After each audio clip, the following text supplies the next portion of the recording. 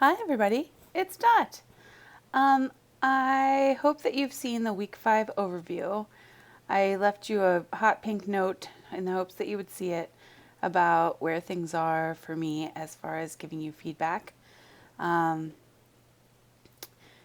it's a bit of a rough time and I'm going to continue to do my best to show up for everyone, and I just really appreciate your patience. I also wanted to give you a little bit of help navigating this lucidchart thing, which I think is going to be really cool, but I can imagine it might be a little confusing at first. So basically the way it works is I would copy that URL and paste it into a new window. I tried to set it up so it would automatically go to a new window, but it doesn't always work that way. And I'm in a very rural area right now, so it's a little slow on my internet. So I think on your screen it will look a little different than this, but you can get the idea. And if I zoom out a bit, you can see hopefully a shape you recognize.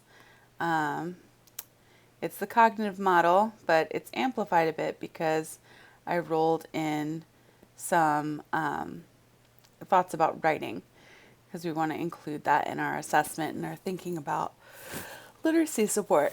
So I think on your version, you can just click one of these boxes, click, and it will take you straight to where you want to go. But if not, it shows you here, Shift Apple and click. And here, phonological awareness teaching strategy. Oh, look, Katie found it. Nice work, Katie. So the idea is that you're going to enter your name, learning objective, etc., and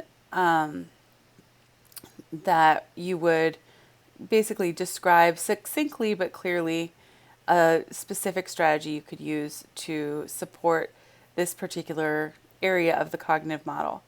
Almost all of them have clickable links except background knowledge, because that just seemed so wildly broad that basically any lesson on any topic ever would fall into that category.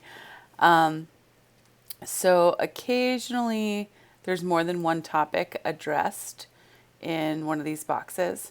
And you'll also notice that they're color coded. So pathway 1 is yellow, pathway 2 is green, pathway 3 is orange, and orange that's unfortunately close to this yellow, but hopefully you get the idea.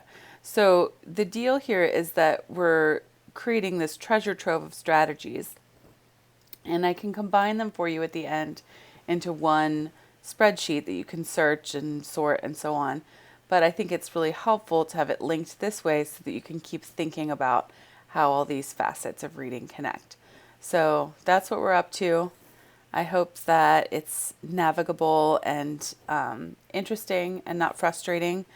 Never let something get really frustrating or overwhelming in terms of the tech for the class. Like, give it a try a different strategy, give it a couple more tries. If something's just really stuck or not working, just email me and assume that I'm going to be reasonable and give you an extension if you need it. Okay? No worries. We're all adults. It's all good. Okay. Thanks so much for watching. Later.